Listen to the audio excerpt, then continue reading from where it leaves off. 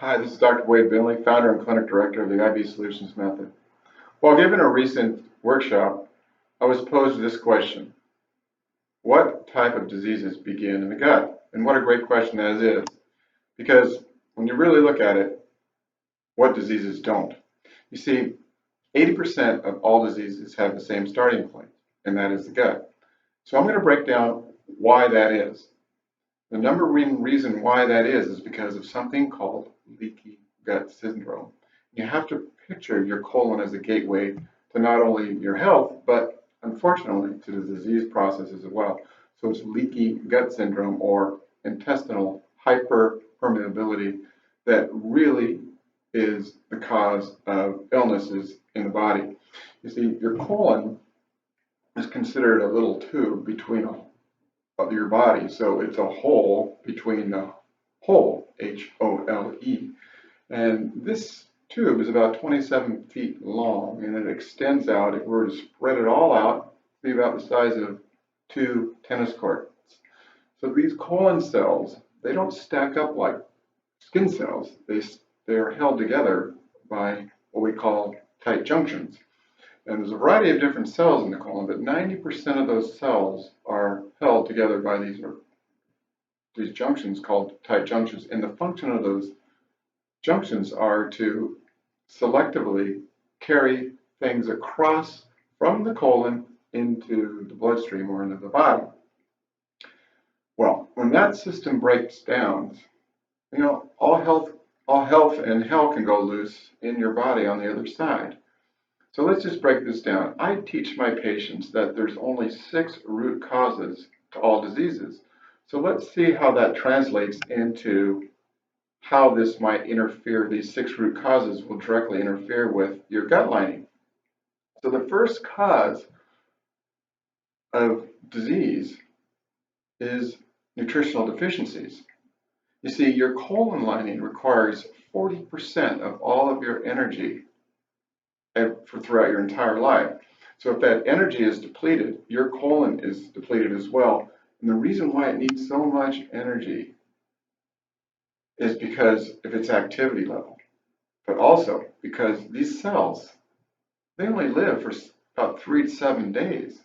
So they have to be strong. So nutritional density is extremely important. So nutritional deficiencies impair the ability for your colon cells to function.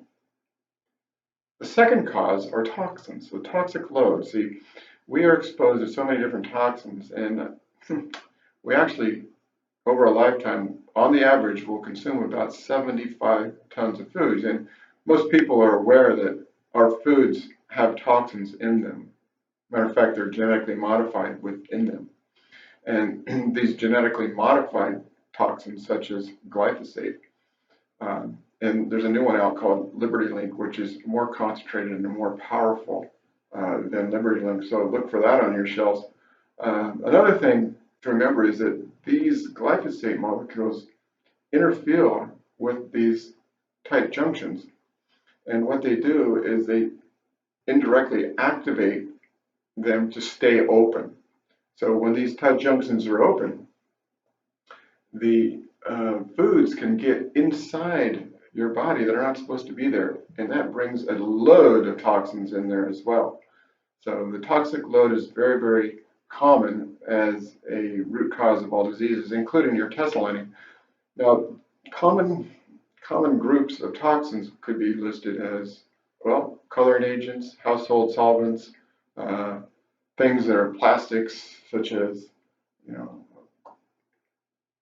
bisphenol A and all the phenols, all the plasticizers, as well as medications.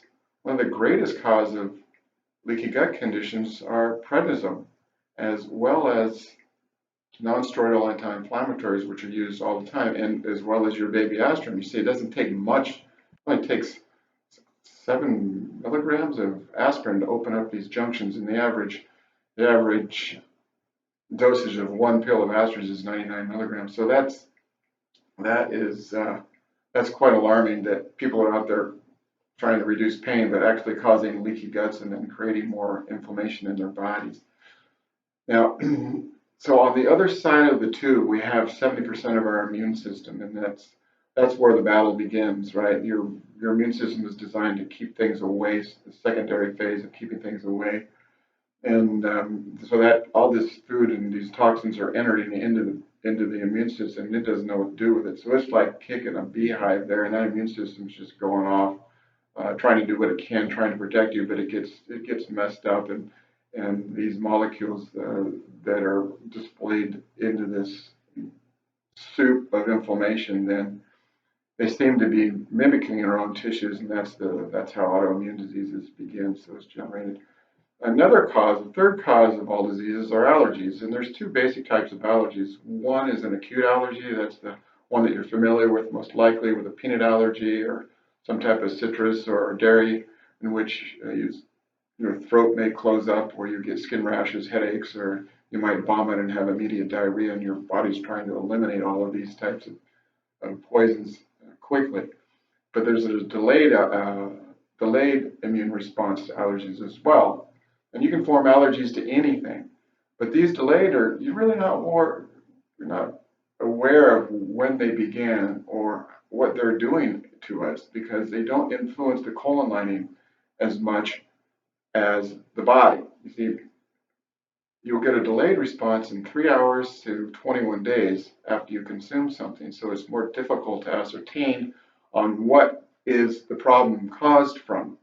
But let it be known that both allergies cause tissue inflammation, and that could be either in the colon lining or on the other side of the colon lining with the immune system, or then translate into the body. So when you have inflammation from either a toxin or an allergen, no tissue is spared. Any tissue can be directly related to inflammation from these insults. And the fourth cause is actually infection. So there's two basic types of infections. There's an acute infection and there's chronic infections. So the acute infections you're probably very much aware of because when you eat something, let's say you have some bad chicken or some bad salsa, you get some salmonella, or you're in a foreign country, you get a parasite, you know what's going on. Your body is trying to get rid of that stuff. So either it comes out the top or the bottom immediately, and usually within a couple hours after you've eaten it. That is an acute response. But the inflammation is very, very strong, and the immune system is very, very jacked up again, and it's like tonsillitis of the colon. Now, a stealth infection or a chronic infection is different. It doesn't really show its ugliness right away. So what happens is that your body is full of ecosystems. We have our good bacteria, we have our good viruses, we have our good yeast and fungi, but that can be distorted. And there's kind of like a turf war going on inside there for positioning. And if in fact that you get a bacteria overgrowth, like a small intestinal bacteria or yeast overgrowth, then those bacteria are growing and they're populating in a part of the colon it's not supposed to. So that interferes with the ability of the proteins that leak together also and open them up. So you get these gaps within your colon cells and the food comes in and the toxins from the bacteria going in and then they meet your immune system. There's all out brawl, and what happens, you're poking the sleeping bear and you're kicking the beehive over and over and over and over again. Over time, you can actually develop these autoimmune diseases. So infections, whether they're acute or chronic or what we call stealth infections, are apparent during an illness. So that's the fourth cause. Now the fifth cause is interesting. It's unresolved trauma. So you can look at unresolved trauma, primarily head trauma, upper neck trauma, even sacral trauma to your lower back and pelvis. So what happens immediately after a concussion is that these tight junctions in our colon begin to separate and food then immediately gets in and it changes the whole format of your microbiome as well.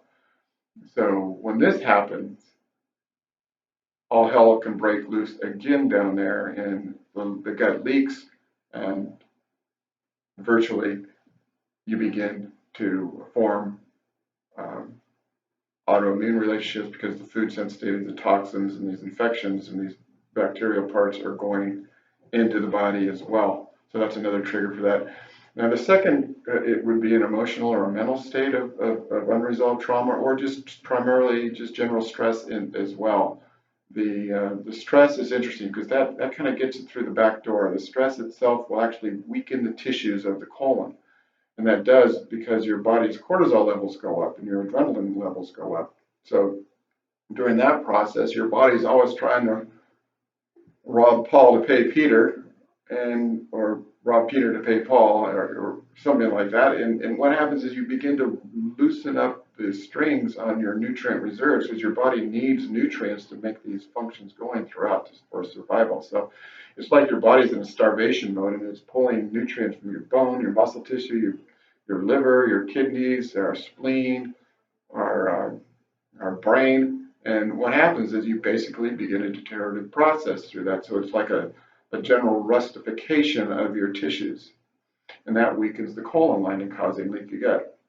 And the sixth and final reason are genetic variables. So this is true for all diseases, but let's just look at the gut. See, the gut and these proteins, they actually have a relationship between genetic variability. Some people are more sensitive to colons and more sensitive to bacterial toxins and mold toxins than others. And they're more sensitive to the impact on their nervous system from trauma and stress.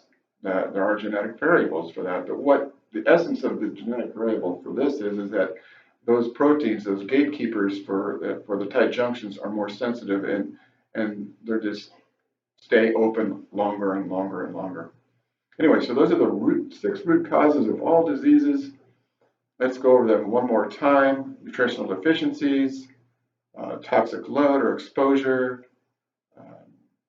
allergies, whether they're acute or delayed, infections, whether they're acute or stealth or delayed, trauma, whether it's psychological or physical, primarily head trauma, and then genetic variability.